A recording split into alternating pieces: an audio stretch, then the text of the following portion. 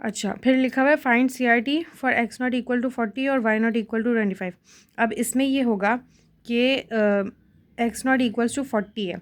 जब 40 की रेंज दी हुई है कि x की रेंज जो है वो 40 है, तो अब इन सब में हम जहाँ जहाँ 40 लाई कर सकता है ना, उस जगह पे x की जगह पे 40 डालेंगे।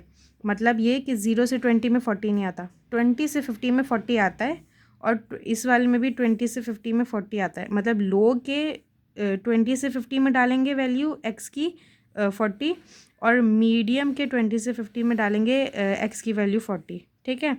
अब इसमें जब हम 50 माइनस 40 डिवाइड बाई 30 करेंगे तो ये हो जाएगा 1/3। तो 1/3 लो के 20 से 50 में 40 वाली वैल्यू डाली v की जगह पे, तो हमारे पास 1/3 आ गया। फिर इसमें जो है वो 40 मीडियम के 20 से 50 में भी 40 लाई कर रहा था, तो इसके फॉर्मूले में भी जो इसका आंसर आया था उसमें भी हम 40 डालेंगे v की जगह पे, तो 40 माइनस 20 2/3 आ जाएगा इसका। तो इसका 2/3 आ गया। फिर इसके बाद हमने देखा वाई नॉट है 25, एक्स नॉट की वैल्यू थी 40, तो 40 यहाँ और कहीं भी लाई नहीं कर रहा, सिर्फ इन दो पे लाई कर रहा है। सो सिर्फ इन दोनों की उसमें हमने 40 डाल के उसके आंसर्स निकाल दिए। अब इसके बाद अगली वैल्यू है वाई नॉट की 25। अब 25 यहाँ किस किस में लाई कर रहा है, 20 से 0 से 20 में तो नहीं कर रहा, 20 से 50 में कर रहा है, 20 से 50 में भी कर रहा है, 50 से इसमें भी नहीं करेगा, इसमें भी नहीं करेगा, इसमें भी नहीं करेगा। ये सब 25 से बड़े हैं, लेकिन इसमें जो है वो इन दोनों में 25 लाई कर सकता है, ये इस रेंज में। तो लो के इस रेंज में और मीडियम के इस रेंज में हम 25 वैल्यू डालेंगे, तो 50 माइनस 25 डिवाइड बाई 30 हो जाएगा, और ये हो जाएगा 25 माइनस 20 डिवाइड बाई 30। फिर इसके जो आंसर्स आ रहे हैं 5 डिवाइड बाई 6 और 1 डिवाइड बाई 6, ये सारी हमारी आंसर्स आ गए। बस इसमें ये होता है कि इसमें जो वैल्यूज़ दी हुई है ना, उन वैल्यूज़ को इस रेंज में चेक करेंगे कहाँ कहाँ लाई करी हैं, जहाँ जहाँ लाइन करी हैं वो वैल्यूज़ उस इक्वेशन में डालो और उसके आंसर्स निकाल लो, बस। ठीक है। अब ये हमारे पास आंसर्स आ गए, एक सेकेंड। अभी हमारे पास आंसर्स आ गए। अब इनको हमने इंड्यूस टेबल में डालना है। इंड्यूस टेबल में ऐसे डालना है कि ये जो हमारे पास आंसर्स आए ना, ये एनुअल इनकम और टोटल नेटवर्थ वाले आए हैं, तो इनको हम इसी जगह पे डालेंगे। बाहर अंदर हम CRT रखते हैं, यहाँ पे हम एनुअल इनकम रखते हैं, जैसे प्रोडक्शन टेबल में था एनुअल इनकम TNW और अंदर CRT। तो एनुअल इनकम TNW और अंदर CRT। तो पहले एनुअल इनकम जब UL पे हमने 40 डाला, इस रेंज में जब हमने 40 डाला तो हमारा आंसर आया था 1/3। तो UL पे जब हमने 40 डाला लो वाली वैल्यू पे, तो हमारे पास आंसर आया 1/3। फिर मीडियम वाली वैल्यू पे जब हमने 40 डाला तो हमारे पास आंसर आया 2/3। तो मीडियम वाली वैल्यू पे आंसर आया 2/3। फिर उसके बाद हमने लो वाली वैल्यू पे डाला था 25, तो हमारे पास आंसर आया था 5/6। लो वाली वैल्यू पे 25 डाला था 5/6, और फिर मीडियम वाली वैल्यू पे 25 डाला था, इस रेंज में 25 लाया कर रहा था, 25 डाला था, तो हमारे पास आंसर आया था ये रहा 1/6। तो यहाँ पे भी लिख दिया 25 1/6। ठीक है। अब इसके बाद अंदर वाली चीज़ ऐसे आई कि CRT लिखना है।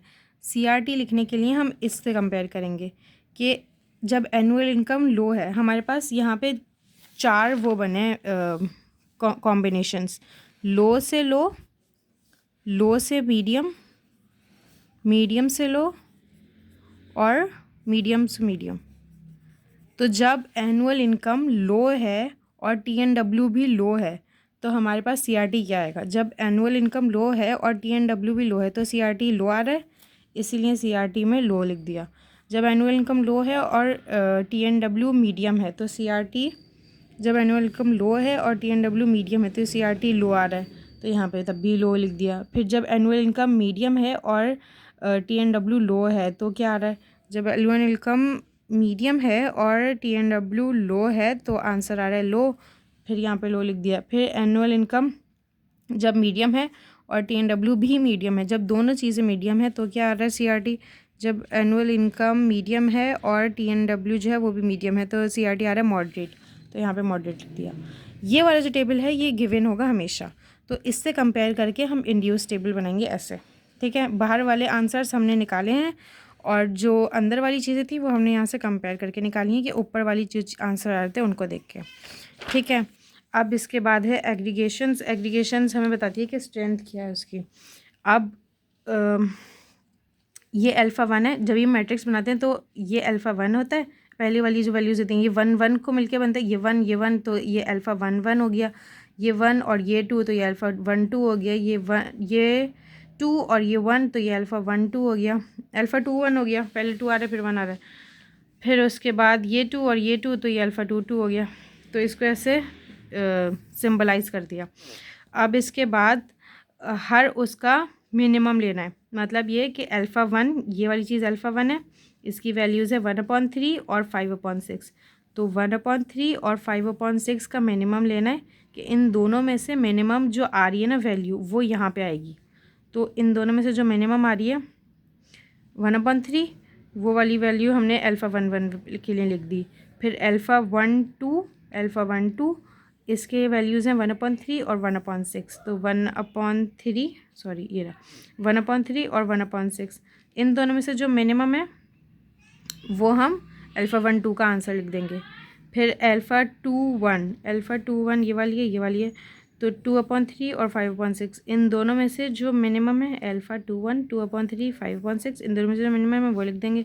फिर ऐसे ही इस के लिए होगा 2 2 के लिए 2/3 1/6, इन दोनों में से जो मिनिमम है वो आ जाएगी। सही है। अब इसके बाद कंट्रोल आउटपुट टेबल बनेगा कि जो आंसर्स आए हैं बस वो लिख देंगे।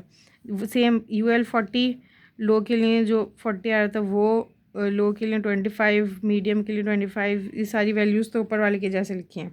अब इसके बाद अंदर जो आंसर्स आए हैं बस इन सब वैल्यूज़ की जगह पे जो आंसर्स हमने अभी निकाले हैं ना वो आ जाएंगे। कि हमने अल्फ़ा 1 1 की जगह पे 1/3 लिखना था, अल्फ़ा 1 2 की जगह पे 1/6, अल्फ़ा 2 1 की जगह पे 2/3, अल्फ़ा 2 2 की जगह पे 1/6। सही है। बस इसके बाद इसमें सिर्फ आंसर्स डालें। अब ग्राफ है, ग्राफ में ये है CRT का ग्राफ है। अब इसमें ये है कि पहले तो हमने ये सारे वो बना लिए, ये शेप्स जो हैं ये कांस्टेंट हैं, ये हर उसमें ऐसी ही बनेंगी। अब इसके बाद उन्होंने हमें कहा कि इसकी जो मेंबरशिप डिग्री हमें पता है 1 है, ठीक है। अब जितनी मेंबरशिप डिग्री उन्होंने दी हुई है ना उनके हिसाब से बनेगा। और दूसरी चीज़ ये कि ये जो हमारा बन रहा है ना CRT, जो यहाँ पे CRT की वैल्यूज़ आ रही हैं वो आ रही हैं लो और मॉडरेट के बीच में, यहाँ कहीं भी हाई नहीं है।